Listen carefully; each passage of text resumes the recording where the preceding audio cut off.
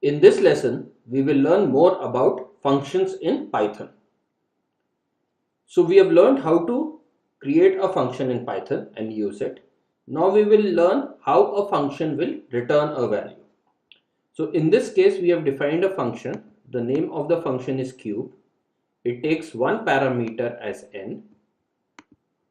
It calculates its cube and then it return m. So what does return m mean? That this function will now return a value. So when this function is called, it will give a value out. So what are we doing here? We are saying a is equal to cube 2. Now this cube 2 is going to return a value which we are capturing in a. So when we say print a, the value that was returned by cube 2 which was captured in a will get printed. Similarly, when we say b is equal to cube 10, the value which was returned by cube 10 will be captured in b, and when we do print b, that is what will get printed. So now let's just look at it. When a is equal to cube 2, what will happen? We are calling cube 2 with a parameter n. So m will become 2 into 2 into 2, which is 8. So return will happen is 8, and when we print it, 8 should be printed on the screen. When we say b is equal to cube 10, we are calling cube with the parameter n is equal to 10. So m will become 10 into 10 into 10, which is 1000. So it will return 1000, and hence b should get the value 1000. And when we print b, 1000 should be printed on the screen. Let's run this code. When we run this code, we get the output 8 and 1000 as we expected. So here what have we been able to do? We have been able to take a value from a function has been able to return a value, and we have been able to store that value in a variable and use it.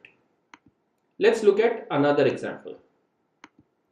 So here we have defined a function mult which takes two parameters a comma b. It multiplies them and returns the value.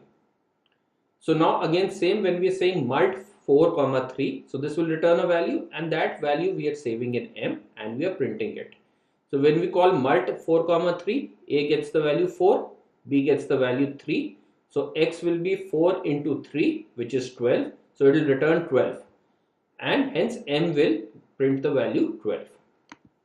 Similarly, if we say m1 is equal to say mult 6 comma 10, and then we say print m1, what value will m1 get? m1 will get the value mult 6 comma 10. So mult 6 comma 10 means a gets 6, b gets 10. So x gets 6 into 10, which is 60. So it will return 60. So m1 should be 60, and 60 should be printed on the screen. So let's run this code and see what do we get as output. We get 12 when we do print m, and we get 60 when we do print m1. Let's look at another example. So here we have defined a function sum square, sum sq, which takes three parameters a, b, c. And what is it doing? It is calculating the sum of the squares of a, b, c. So a into a, which is the square of a, plus b into b, plus c into c. Same way we are calling this function and storing its value in x. So when we call sum sq1, 2, 3, what will happen? A will take the value 1, b will take the value 2, c will take the value 3. So m will be 1 into 1 plus 2 into 2 plus 3 into 3, which is 1 plus 4 plus 9, which is 14. So what will get returned is 14, which we are saving in x, and when we print x, 14 will be printed on the screen. Let's run it. We get 14. Similarly, when we say y is equal to sum sq 2 comma 3 comma 4, so we're calling with a is equal to 2, b is equal to 3, c is equal to 4. So m will be 2 into 2 plus 3 into 3 plus 4 into 4, which is 4 plus 9 plus 16, which is 29.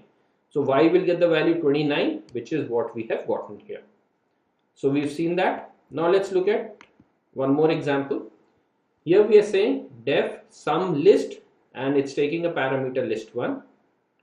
We are saying L1 is equal to len list1. So it's a list of numbers that we are taking. What are we doing then? Z is equal to 0 for I in range 0 comma L1. We are calculating the sum of the numbers in this list. So this function here is calculating the sum of the numbers in this list and returning it.